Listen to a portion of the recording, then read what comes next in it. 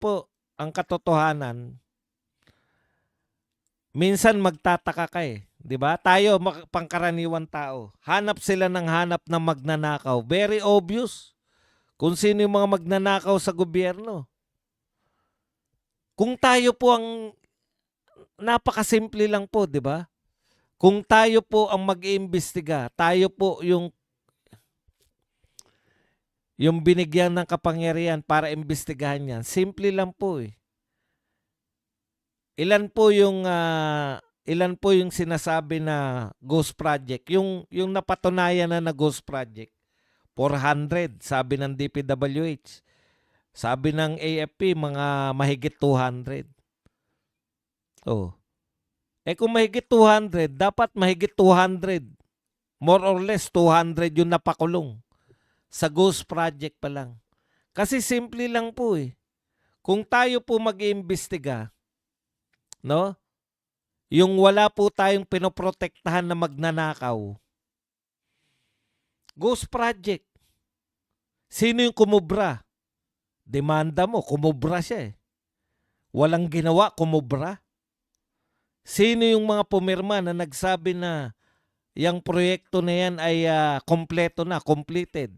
Mga taga-DPWH nag-inspeksyon at sinabi kompleto. Lahat na nakapirma, sampahan mo ng demanda. May demanda yan. Kasi pumirma sila, nagpatotoo sila na may ginawa yung mga kontraktor kahit wala. Wag na muna yung kung sino-sino. Pinakasimple lang po yun. So lahat po na nakapirma doon, may demanda na dapat. Kung at least 200 yung ghost project, at least may 200 kang na demanda. Eh hindi eh. Intay tayo ng intay. Mahirap ba yan? Mahirap bang intindihin yan? May ang solusyon, tignan po ninyo ha. Ang solusyon po ngayon ni Tito Soto. Ang solusyon nila sa pagnanakaw, magtayo ng ICI. Ibig sabihin po ba, before na magkaroon ng ICI, walang napapakulong dahil sa pagnanakaw sa gobyerno? Meron. Yung Sinapolis nga, may 3 senador na nakulong eh. Hindi ko lang alam kung ilang congressman na napakulong doon. Pero tinitiyak ko kasi sikat yung mga senador eh, di ba? Napakulong doon. Wala namang ICI noon. Pwede palang makapagpakulong ng walang ICI? Pwede. Eh bakit nagtayo pa ng ICI? Yun na nga ang tanong. Tapos makikita natin ngayon. Ngayon, ano sinasabi ng lahat? Walang pangil yung ICI. Yung ICI hindi niya nagampanan ng kanyang tungkulin dahil kulang siya sa kapangyarihan. Kaya ang solusyon nila na naman, eto si Tito Soto, ang solusyon na naman, magpasa na naman ng batas. Soto proposed Independent People's Commission may be passed next year. May makukulong na ba dyan? Wala pa rin. Pinaaasa lang tayo ng pagtatayo ng ICI. Nung pumalpak ang ICI, magkaroon na raw tayo ng batas na People's Commission o kung ano man ang tawag, IPC, Independent People's Commission. Isusulong na raw nila. Eh pag naipasa yung batas na yan, at pumalpak pa rin, wala pa rin napakulong, magtatayo na naman ng bago. Kalokohan po yan eh. Political will po ang kinakailangan. Political will po ng presidente, political will po ng mga pinuno ng Senado, pinuno ng House of Representatives. Yan po ang kinakailangan para makapanghuli ka ng magnanakaw. Ang dali lang naman siguro yun. Hindi pa ba political will yung si BBM nagsabi na sa SONA? Hindi ba nakakahiya yun pag hindi naman nasunod? Mayroon na rin tayong experience kay BBM din, hindi po sa nagdaang mga pangulo. May experience na po tayo kay BBM din mismo na nagsalita din po siya sa SONA ng mga problema ng Pilipinas at ganyan din po, hahabulin niya rin. Yun po yung problema natin na mataas ang presyo. Palusutin po lahat eh. Nagtayo ng ICI, yun daw ang kalutasan. Nung hindi malutas yung problema ng pagnanakaw, magtatayo na naman daw ng ipapalit sa ICI. Hindi rin po malulutas yan. Kaya, in the meantime, ayusin muna yung budget. Di ba yan yung katwiran nila? In the meantime po, na hindi pa natin mapahuli yung mga malalaking isda, ayusin muna na, wag na tayong pumayag. Sabi nila, dialogue nila to lahat. Wag na tayong pumayag na muling babuyin yung budget sa 2026. Kung hindi natin na itama yung mga nagdaang budget 2023, 2024, 2025, ayusin na natin yung budget sa 2026. At isang paraan dyan, i-live natin yung BICAM. Palakpakan yung mga ungas, di ba? Tuwan-tuwa sila. O kanya-kanyang pangako. Ayaw natin ng unprogrammed funds. Ayaw natin ng insertion. Hindi tayo papayag na may unprogrammed funds. O pagdating ng 2026, ano lang pagkakaiba?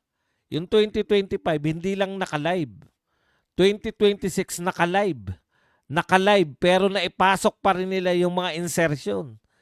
Naka-live pero naipasok pa rin nila yung unprogrammed funds. Hindi nga lang flood control. Iba na, maipip, AIX, tuloy-tuloy ang ligaya.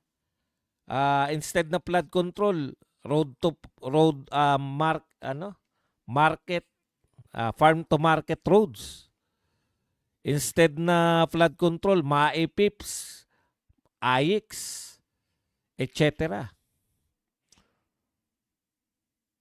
Imbis na mawala yung unprogrammed funds, nadagdagan pa times 5 ang unprogrammed funds.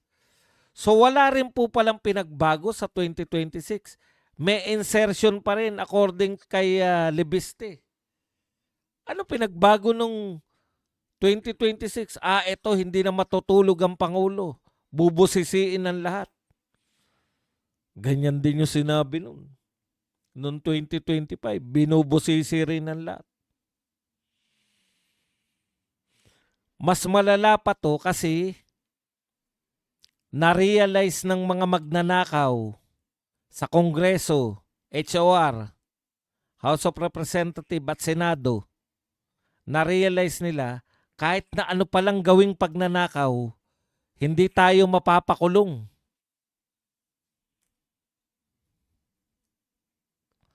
Kahit ano palang gawin natin pagnanakaw, maisisisi pa natin sa mga Duterte. Putya, DPWH leak na. Ha? Antindi talaga eh. Sabi po ng nagbubunyag si Leandro Libiste, lahat may insertion, puwera lang si BP Sara.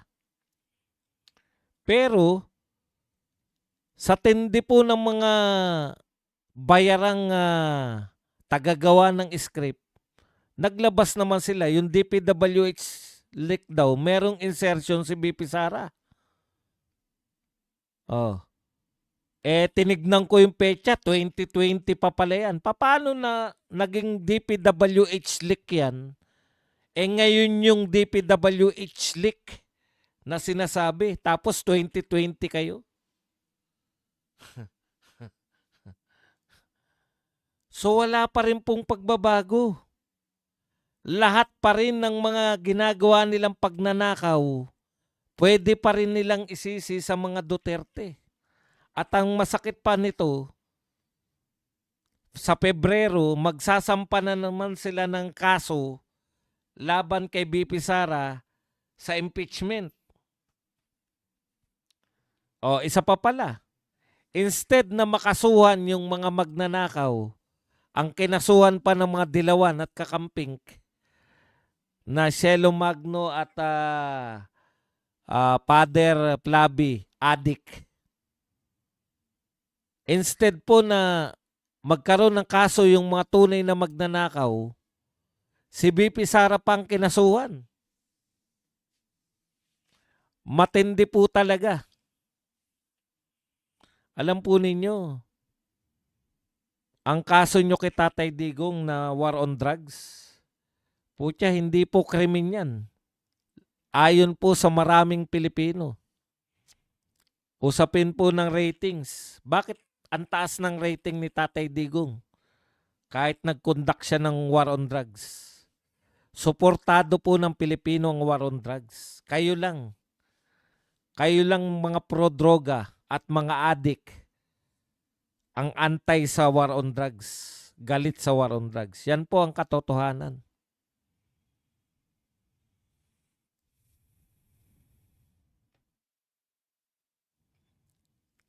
Batong, balikan mo yung sinasabi mo kanina. Balikan po natin yung sinasabi natin kanina. Parang andali lang naman manghuli na magnanakaw, no? 'Di ba? Bakit hirap na hirap sila at pinagmamalaki pa nila? Pinagmamalaki pa nila na sabihin na si Martin Romualdez ay wala namang ebidensya, wala namang laban kay Martin. Hindi pa ba ebidensya si Gutesa? Hindi pa ba ebidensya yung mga Diskaya? Hindi pa ba ebidensya yung si anong pangalan nito? Saldico? Ano pa bang ebidensya ang gusto ninyo? Ang gusto nyo ba tumanggap ng pera si Martin? Nagpa-picture? May picture na ng mga maleta. May nagsabi na kung para saan yung maleta na yun. May nagsabi na kung sino yung nag-deliver. May nagpatotoo na, tauhan ko yan, yung nag-deliver na yan. Pinadeliver ko kay Martin. Ano pa pong ebidensya ang wala dun sa mga sinasabi? May picture ba? Meron.